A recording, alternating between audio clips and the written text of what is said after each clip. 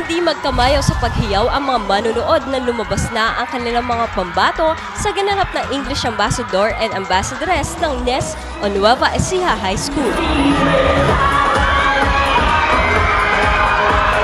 Kakaiba ang English Ambassador and Ambassadress sa mga typical na beauty contest dahil hindi lamang papormahan sa pagrapa ang labanan at kagandahan o kagwapuhan ang basehan, kundi dito masusubukan ang kagalingan ng bawat isa sa pagsasalita at paggamit ng lengguwaheng Ingles.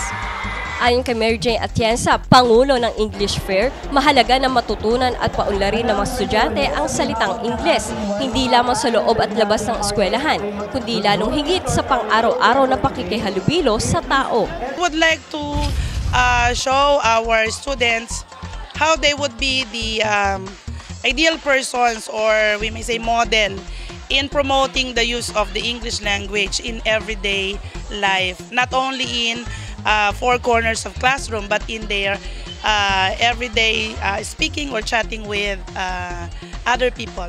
Suot ang kanilang mga uniforme ay isa-isang rumampa at ipinahiwatig ng bawat kalahok ang kanilang advokasya kung bakit sila ang karapat-dapat na maging kinatawan ng asignaturang Ingles. Don't be afraid to speak English, even your grammar is wrong, even if it's not fluent. You won't be able to communicate with other people in another country. English language is one of the key to our success.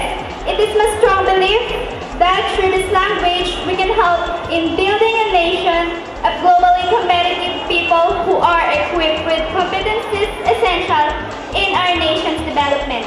I believe that through this language, we can be competitive enough not only within the premise of our country, but also globally. We have to be aware that most of the opportunities nowadays require fluency of the English language. So let's begin learning the English language and be competitive.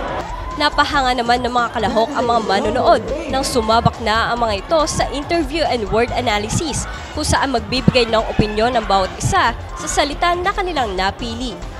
Train, books can be airplane, books can be ship, because books can bring us to other worlds.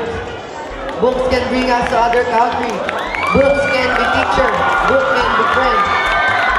It gives us many information and teach us how to read. Public speaking is the act of communicating to other people in a public place or giving a lecture to other people.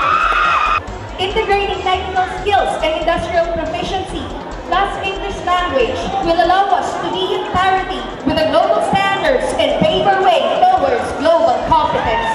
Thank you. Sa huli, itinanghal ng English Ambassador si Candidate number 1, Jen Ezekiel Villawan, at si Candidate number 7, Charlotte Mercado bilang English Ambassadress. Papakita ko po sa lahat ng estudyante na mas maganda kung mas aanuhin natin yung English, mas ma-enhance natin para mapaganda pa po. Ambassadress is like similar to leaders po kasi they lead, and in order to lead, they have to be good communicators, thinkers, and of course, if you're a leader, you have to be a good follower, and those are the three major things I am planning to do as I embody my title as Ambassadress of English 2014. Layunin ng programa na pagyamanin pa ang lengguwaheng Ingles sa bawat estudyante ng NES. Actually, we would like to develop them to be used to the language. They use it, they love it, and they make fun using the language. Sabi nga naman, English is fun. Para sa Balitang Unang Sigaw, ako po si Danira Gabriel.